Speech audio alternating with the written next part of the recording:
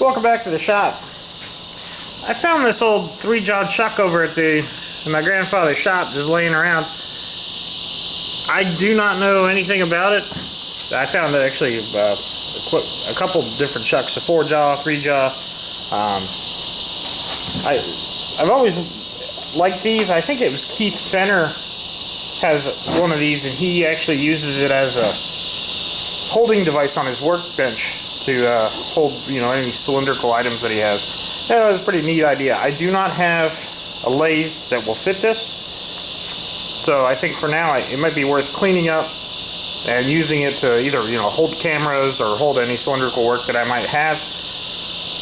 This is a scroll chuck, and depending on how this video shakes out, we will take a look at how the scroll works. It's actually really interesting.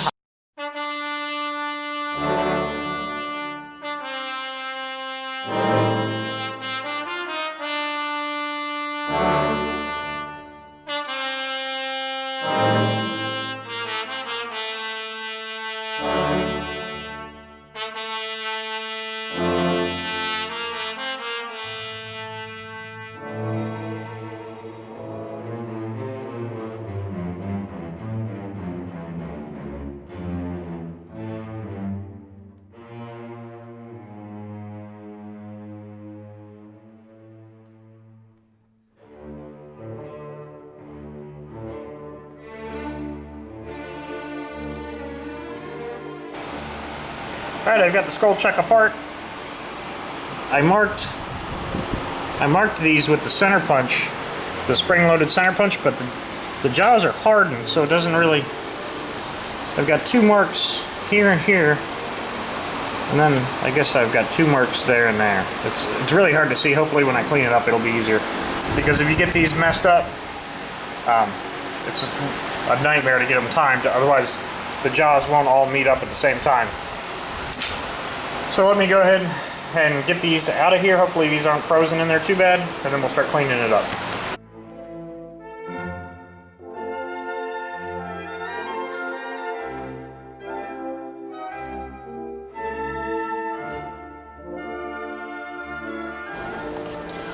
Alright, so here's the lathe chuck. I've just got some of that cheap Formula 99 degreaser stuff in a spray bottle, and I'm probably tomorrow I'll move over my big parts cleaner with the actual parts solvent in there. But anyway, it's still good to degrease things a little bit before you go to clean them up. And then we'll take this to the wire wheel, or bring a wire wheel to it, maybe a die grinder.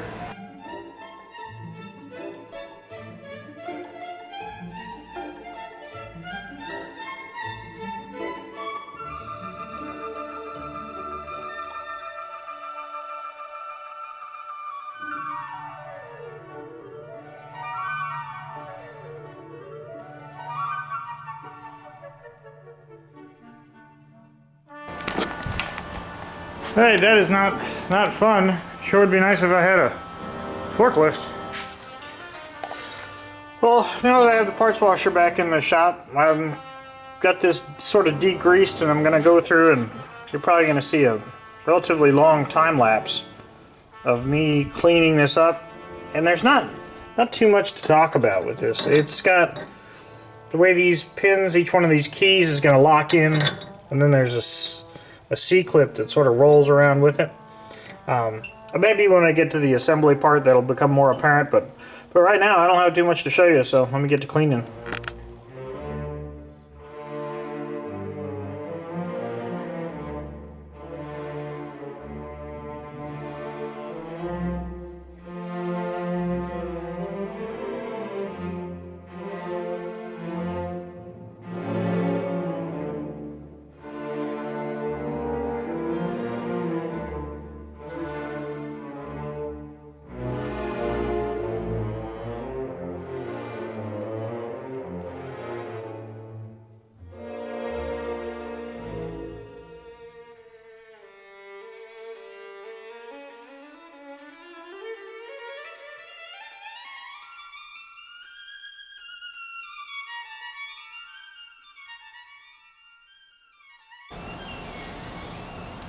Well, here it is. I've got it cleaned up. The the chuck has a bunch of sort of tiny little crevices in there that I can't get into, and you can see maybe a little bit of rust on the inside of there, but it's not a flaky rust. It's not anything big. I think that when I put a little bit of oil on this at the end, it will be okay. I'm going to assemble this now. You can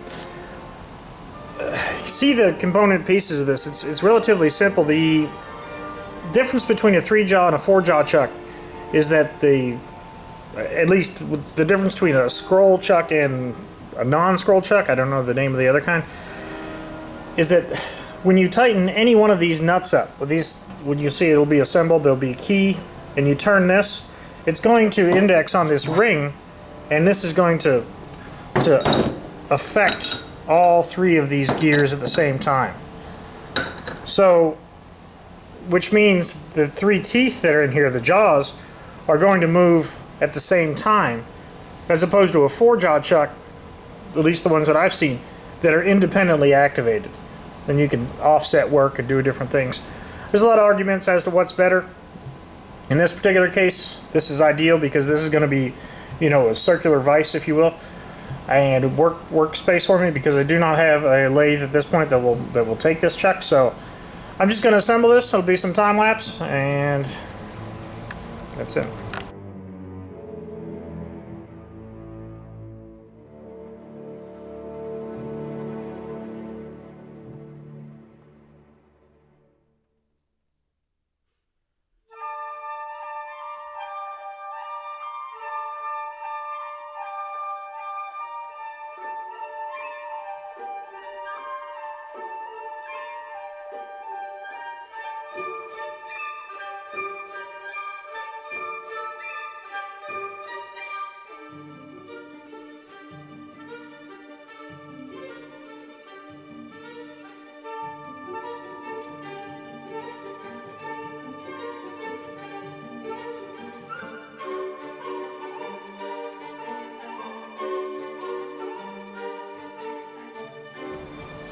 Alright, so there it is. It's all done. I managed to get it timed right so that the jaws close up at the same time.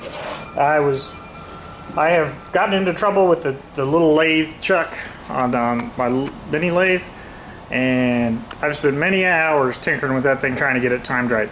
It is a real chore. But I got lucky on this one and got it timed out right. And let me go ahead and set the camera down and show you how this will hold work for me and how I think it'll be useful.